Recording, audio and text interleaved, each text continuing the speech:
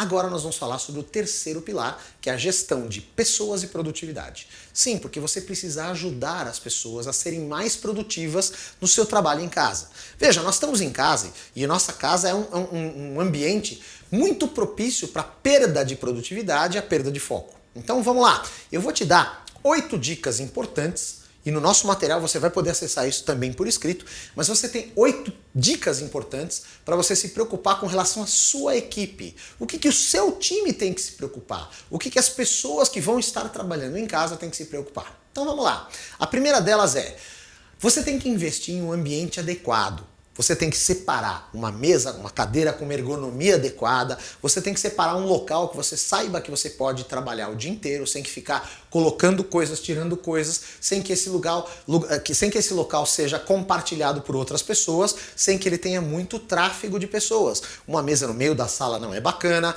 uma mesa de cozinha não é bacana, porque é um local onde as pessoas gostam de ficar em casa. E agora você está com toda a sua família em casa. Então, invista em um canto. Ele pode ser qualquer lugar que você consiga foco, que você consiga montar um local de trabalho adequado. Segundo, crie uma rotina, crie um processo mental, crie um ritual de trabalho.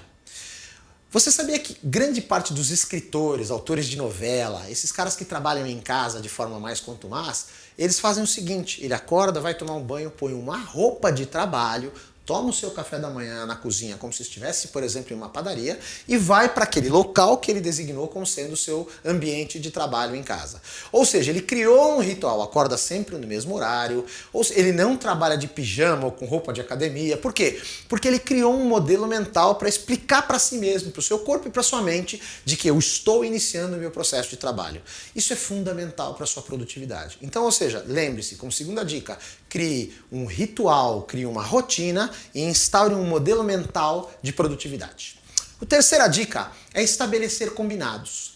Esse é um momento único na nossa sociedade e você vai estar junto com toda a sua família. Você vai estar com seus filhos, você pode estar com seus pais, você pode estar com a esposa, você pode estar com uma série de pessoas na sua casa. Então a grande sacada é chamar todo mundo e conversar. Pessoal, eu estou trabalhando. É um momento que eu tenho que produzir. Então eu gostaria que vocês colaborassem. E isso pode ser frustrante. Por exemplo, os seus filhos, se você tiver filhos pequenos, podem não entender que você está em casa e, poxa, papai está em casa, mamãe está em casa, por que ele não está brincando comigo, né? Então você vai ter que estabelecer alguns combinados. Uma dica interessante, por exemplo, que você pode dar para a sua equipe é, imagine que a sua equipe gaste 1 hora, 40 minutos de transporte público até o trabalho e mais 40 minutos ou 1 hora de volta para o trabalho. Agora, portanto, cada pessoa da sua equipe ganhou 2 horas, 1 hora e meia, 2 horas de graça. Você pode fazer com que essa 1 hora, essa 1 hora e meia, essas 2 horas sejam utilizadas em prol da relação que elas têm com os filhos, etc. Olha, filho, eu não vou poder brincar com você durante o dia,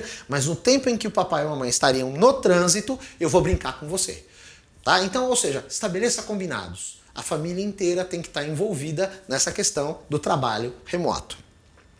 O terceiro seria respeito com o cliente. Significa o seguinte, o seu cliente também está em home office. Ele tem criança brincando, ele pode estar perdendo o foco. Então, quando você entrar em contato com o cliente e quando você for falar com o cliente, tomar cuidado com latido de cachorro, criança entrando, etc. Mas, por outro lado, também ter tolerância com essas mesmas intervenções que podem acontecer com o seu cliente. Então, ou seja, talvez vai ser mais fácil achar o seu cliente em casa, mas você vai ter que estabelecer um direito de acesso um pouco mais delicado, na medida em que você está sendo invasivo e ligando para ele na casa dele. E pode ser que ele não tenha esse modelo mental que você tem, eu estou trabalhando. Pode ser que ele não, pode ser que ele esteja naquele momento de brincadeira com o filho dele, ok? Então, ou seja, você vai ter que conquistar esse contato com uma dinâmica diferente com o seu cliente.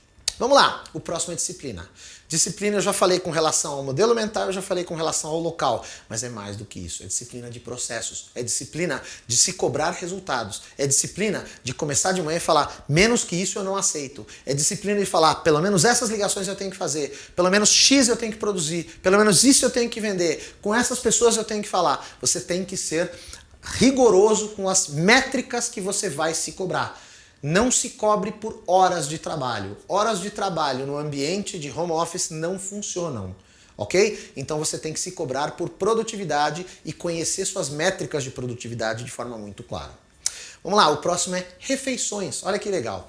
Refeições é um tema muito interessante porque se você trabalha num escritório e leva a comida de casa, você tem o seu horário de refeição, que é 1 hora de refeição, mas você não faz comida no escritório. No máximo esquenta, talvez no micro-ondas. Mas você faz a comida em casa. Você gastou um tempo fazendo comida em casa e levou para o escritório e gastou 1 hora comendo no escritório.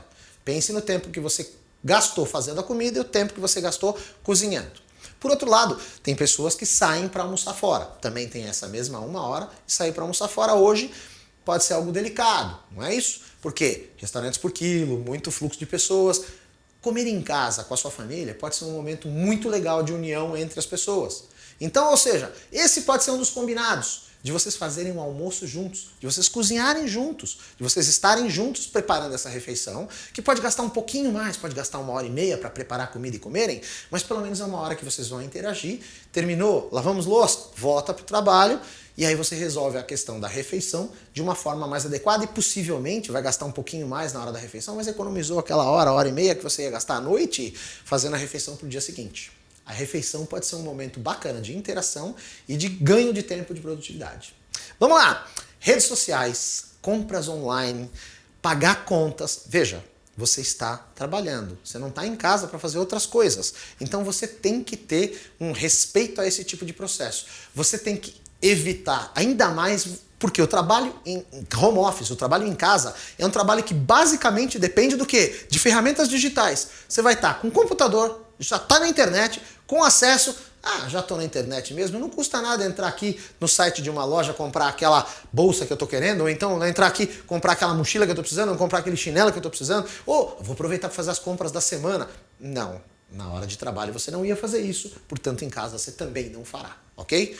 Vamos lá, e o último, esse é o teu lado, respeita o seu relógio biológico. Não é para trabalhar X horas regular, mas também não é para trabalhar mais que isso, nem muito menos do que isso. Agora, você tem que saber o seguinte, no pior escritório, mais cobrado do mundo, com o gerente mais feitor do mundo, ninguém trabalha 8 horas ininterruptas.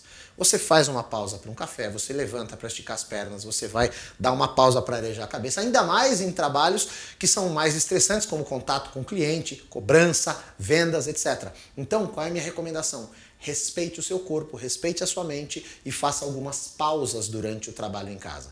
Porque o trabalho em casa também pode ser alienante. Você também pode entrar numa paranoia de produzir e falar, não paro mais. E aí sim você vai ter um grande problema de saúde mental e por aí. Você tem que ter a disciplina para trabalhar e para produzir, mas também tem que ter a disciplina para pausar, para fazer algum exercício, para tomar um café, fazer um suco, fazer uma alimentação de qualidade, cuidar da sua saúde, se esticar, se alongar, fazer algum tipo de exercício que você queira fazer, mas respeitar a sua mente e o seu corpo.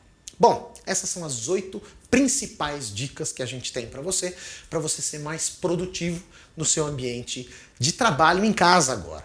É isso, porque a gente não sabe quanto tempo vai durar. Podem ser 2, 3, 4 meses, alguns dizem. Então, ou seja, a gente vai ter que dominar com maestria esse ambiente e ser o mais produtivo possível.